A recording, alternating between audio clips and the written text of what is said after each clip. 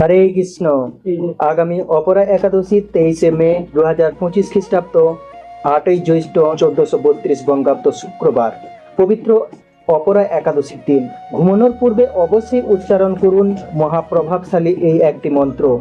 এতে ব্যক্তির সকল ইচ্ছা পূরণ হবে। পাশাপাশি অবশ্যই তুলসী তলায় এই একটি জিনিস রেখে দিন। এতে সমস্ত অমঙ্গল কেটে যাবে, সর্ব মনস্কামনা পূর্ণ হবে। দেখুন, তুলসী দেবী হচ্ছে ভগবান বিষ্ণুর স্ত্রী এবং একাদশীর দিন অত্যন্ত পবিত্র দিন। বছরে দ্বাদশ মাসের মধ্যে 24টি একাদশী রয়েছে, কিন্তু তার মধ্যে একটা বিশেষ গুরুত্বপূর্ণ একাদশী হচ্ছে এই জ্যৈষ্ঠ মাসের কৃষ্ণপক্ষের অপরা একাদশী ব্রত। এই দিনে প্রত্যেকেরই উচিত ভক্তি ভরে পূর্ণ শ্রদ্ধার সহিত এই একাদশী ব্রত পালন করা। যে ব্যক্তি প্রতিটা একাদশী ব্রত সঠিকভাবে পালন করে তার সকল পাপ নাশ হয়ে যায় এবং অন্তিমে ভগবান বিষ্ণুর ধামে গতি হয়। পাশাপাশি যে ব্যক্তি প্রত্যহ যে সংসারে তুলসী সেবা হয় সেই সংসারের সমস্ত অমঙ্গল দূরীভূত হয়। তো এই দিনে অবশ্যই আপনি তুলসী দেবীর সেবা করুন, তুলসী দেবীর পরিচর্যা করুন।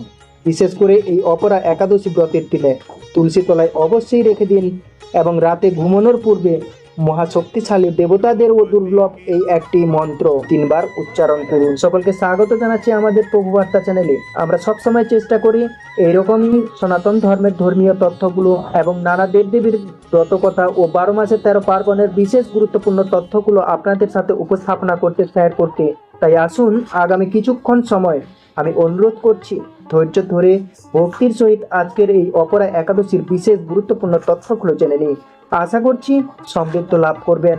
ভালো লাগলে অবশ্যই একটা লাইক করে কমেন্টে অবশ্যই ভগবান শ্রীবিষ্ণুর নামটি অথবা শ্রীকৃষ্ণের নামটি অবশ্যই একবার হলেও লিখে যাবার অনুরোধ জানাচ্ছি। দেখুন, প্রথমত বলা হয়েছে যে তুলসী মহারানী ভগবান বিষ্ণুর প্রিয়সী। যে তুলসী মহারানী ভগবান বিষ্ণুর প্রিয়সী, বিষ্ণু ভগবানের সব থেকে কাছের। মনে রাখবেন, এই জন্য দেখবেন সর্বত্র বৈষ্ণব মঠ বলেন, গৌড়ীয় মঠ বলেন বা ইস্কন মন্দিরে বলেন, সেখানে সকাল সন্ধ্যা সর্বপ্রথমে তুলসী দেবীর সেবা পূজা করা হয়, তারপর ভগবানের সেবা পূজা করা হয়।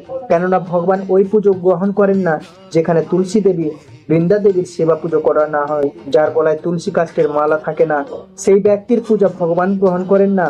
সর্বপ্রথমে তুলসী সেবা, তারপর ভগবানের সেবা। দেখুন, যেখানে ভগবান তুলসী বিনা কোনো কিছু গ্রহণ করেন না, সেখানে আমাকেই সর্বপ্রথম বাদ পড়ে যাব।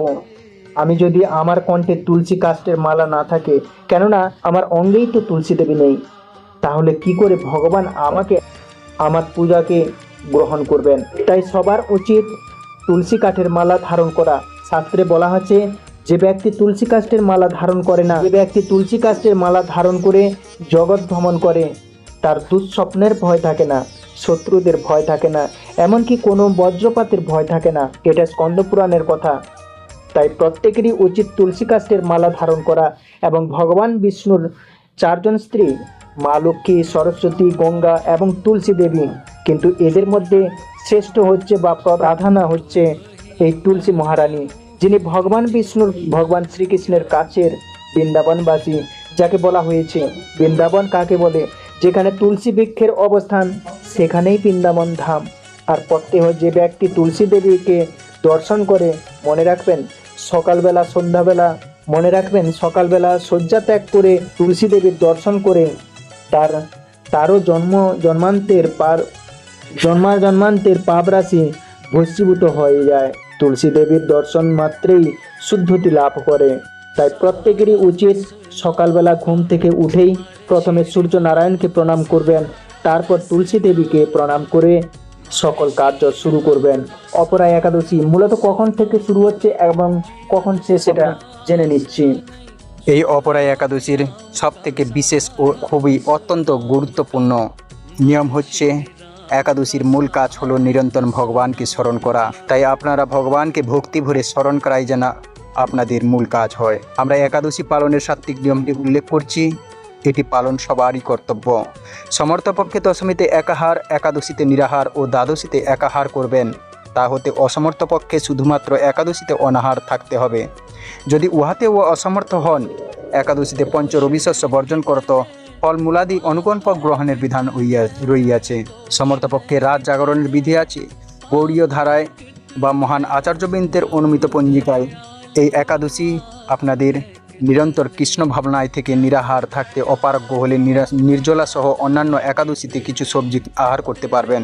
সবজি ফলমূলাদি গ্রহণ করতে পারবেন, যেমন গোল আলু, মিষ্টি আলু, কুমড়ো, পেঁপে, টমেটো, ফুলকপি ইত্যাদি সবজি ঘি অথবা বাদাম তেল দিয়ে, সূর্যমুখী তেল দিয়ে রান্না করে ভগবানকে উৎসর্গ করে আহার করতে পারবেন। বাটা হলুদ, গোলমরিচ ও সন্দর্ভ লবণ ব্যবহার্য। আবার অন্যান্য আহার্য যেমন দুধ, কলা, আপেল, আঙ্গুর, আনারস, আখ, আম, শসা, তরমুজ, তেল, নারকেল, মিষ্টি আলু, বাদাম ও লেবুর শরবত ইত্যাদি ফলমূলাদি খেতে পারেন। একাদশীতে 5 প্রকার রবি শস্য গ্রহণ করতে বারণ করা হয়েছে। ধান জাতীয় সকল প্রকার খাদ্য যেমন চাউল, মুড়ি, চিড়া, সুজি, পায়েস, খিচুড়ি, চাউলের পিঠা, খই ইত্যাদি। গম জাতীয় সকল প্রকার খাদ্য যেমন আটা, ময়দা, সুজি, বেকারি রুটি বা সকল প্রকার বিস্কুট, হরলিক্স জাতীয় ইত্যাদি। জব বা ভুট্টা জাতীয় সকল প্রকার খাদ্য যেমন ছাতু, খই, রুটি ইত্যাদি। ডাল জাতীয় সকল প্রকার খাদ্য যেমন মুগ, মাছ, কলাই, খেসারি, মুসুরি, ছোলা, অড়হর ফলন, মটরশুঁটি, বরবটি ও শিম ইত্যাদি। সরিষার তেল, সয়াবিন তেল, তিল তেল ইত্যাদি। এই রবি শস্য যে কোনো একটি একাদশীতে গ্রহণ করলে ব্রত নষ্ট হয়, তাই আপনারা এসব বর্জন করবেন। শ্যামা চাল ও কাউনের চাল খাওয়া যাবে না। সাগুদানা না খাওয়াই ভালো। যারা সাত্ত্বিক আহারী নন, চা পান, বিড়ি, সিগারেট পান, খৈনি ইত্যাদি নেশাজাতীয় দ্রব্য গ্রহণ করেন, একাদশী ব্রত পালন সময়কাল পর্যন্ত এগুলি গ্রহণ না করাই ভালো। একাদশী করলে যে কেবলমাত্র নিজের জীবনের সদ্গতি হবে তা নয়, একাদশী ব্যক্তির প্রয়াত পিতা মাতা নিজ কর্মদোষে যদি নরকবাসী হন, তবে সেই পুত্রই পারবে এই অপরা একাদশী ব্রত পালন করে পিতা মাতাকে নরক থেকে উদ্ধার করতে।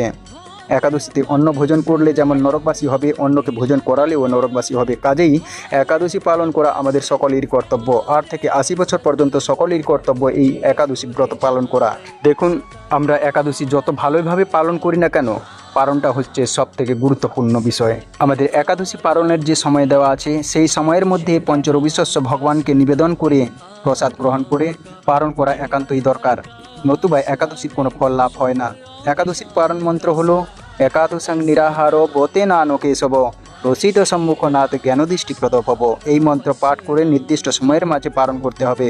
একাদশী ব্রত পালনের প্রকৃত উদ্দেশ্য কেবল উপবাস করা নয়, নিরন্তর ভগবান শ্রীকৃষ্ণের নাম স্মরণ, মনন ও শ্রবণ কীর্তনের মাধ্যমে একাদশীর দিন অতিবাহিত করতে হয়। তাই যথেষ্ট সময় পেলে বেশি বেশি হরিনাম জপ করুন। একাদশী পালনের সময় পরনিন্দা, পরচর্চা, মিথ্যা ভাষণ, ক্রোধ, দুরাচারী, স্ত্রী সহবাস সম্পূর্ণরূপে নিষিদ্ধ। অপরা একাদশী মাহাত্ম্য।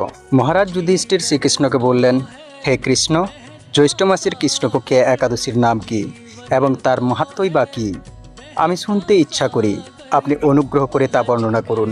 শ্রীকৃষ্ণ বললেন, হে মহারাজ, মানুষের মঙ্গলের জন্য আপনি খুব ভালো প্রশ্ন করেছেন। বহু পুণ্য প্রদানকারী, মহাপাপ বিনাশকারী ও পুত্র দানকারী এই একাদশী অপরা নামে খ্যাত। এই ব্রত পালনকারী ব্যক্তি জগতে প্রসিদ্ধ লাভ করে।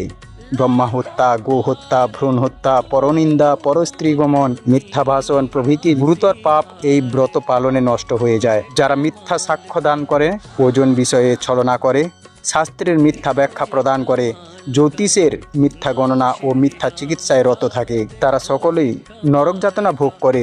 এ সমস্ত ব্যক্তিরাও যদি এই ব্রত পালন করে, তবে তারা সমস্ত পাপ থেকে মুক্ত হয়। ক্ষত্রিয় যদি স্বধর্ম ত্যাগ করে, যুদ্ধক্ষেত্রে থেকে পালিয়ে যায়, তবে সে ঘোরতর নরকগামী হয়, কিন্তু সেও এই ব্রত পালনে মুক্ত হয়ে স্বর্গগতি লাভ করে।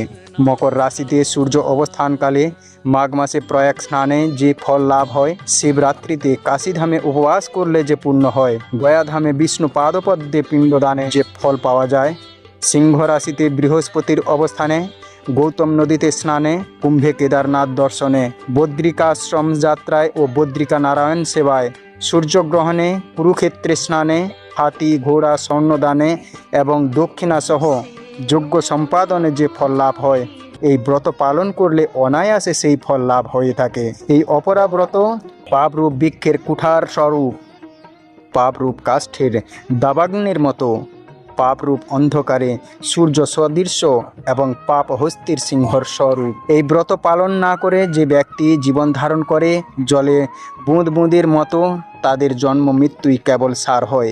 অপরা একাদশীতে উপবাস করে বিষ্ণু পূজা করলে সর্বপাপ মুক্ত হয়ে বিষ্ণু লোকে গতি হয়। এই ব্রত কথা পাঠ ও শ্রবণ করলে সহস্র গোদানের ফল লাভ হয়। ব্রহ্মাণ্ড পুরাণে এই ব্রত মাহাত্ম্য বর্ণনা করা হয়েছে। তাই আমরা সবাই বুঝতে পারলাম যে এই অপরা একাদশী ব্রতের ফলে আমাদের কি কি পাপ থেকে মুক্ত হতে হবে, কি কি পাপ মুক্ত হয়ে যাবে, পাপ বিনাশ হয়ে যাবে। তাই আমরা সবাই মিলে আসুন এই অপরা একাদশী ব্রত পালন করি এবং আমাদের সমস্ত পাপ থেকে মুক্ত হই। হরে কৃষ্ণ। আর যেই ভিডিওর মূল উদ্দেশ্যটা আপনারা প্রশ্ন করবেন যে ভিডিওর মূল উদ্দেশ্যটা, তাহলে তুলসী তলায় এমন কি জিনিস রেখে দিতে হবে যার ফলে আমাদের মঙ্গল হবে, সকল দোষ কেটে যাবে। আপনারা এই ব্রত কথা পাঠ করার সময় বা শ্রবণ করার সময় অবশ্যই হাতে ফুল নিয়ে ভগবান বিষ্ণুকে অর্পণ করবেন আর একটি প্রদীপ তুলসী তলায় জ্বালিয়ে দেবেন। শুধু এই একাদশীর দিনে নয়, প্রতিটা দিন সন্ধ্যায় এবং সকালে অবশ্যই প্রদীপ জ্বালাবেন। বলা হয়েছে তুলসী তলায় প্রদীপ জ্বালালে অবশ্যই আমাদের মঙ্গল হয়, সমস্ত নেতিবাচক দূরীভূত হয়। তাই আপনারা একটি প্রদীপ প্রজ্বলন করে অবশ্যই রাখবেন তুলসী তলায়। আর সর্বশেষ কথা, যে মন্ত্রটি আপনাদের উচ্চারণ করতে হবে সে মন্ত্রটি হচ্ছে মঙ্গলম ভগবান বিষ্ণু মঙ্গলম গরুড়ধ্বজম মঙ্গলম পুণ্ডরীকাক্ষ মঙ্গলায় তনহরি। মন্ত্রটি আর একবার বলছি, মঙ্গলম ভগবান বিষ্ণু মঙ্গলম গরুড়ধ্বজম মঙ্গলম পুণ্ডরীকাক্ষম মঙ্গলায় তনহরি। মঙ্গলম ভগবান বিষ্ণু মঙ্গলম গরুড়ধ্বজম মঙ্গলম পুণ্ডরীকাক্ষম মঙ্গলায় তনহরি। এই মন্ত্রটি অবশ্যই আপনারা ঘুমানোর পূর্বে 3 বার উচ্চারণ করে ঘুমাবেন। শুধু একাদশীর দিনে নয়, একাদশীর আগের দিন, একাদশীর দিন এবং একাদশীর পরের দিন এবং প্রত্যেক দিন ঘুমানোর পূর্বে অবশ্যই আপনারা এই মন্ত্রটি জপ করে ঘুমান।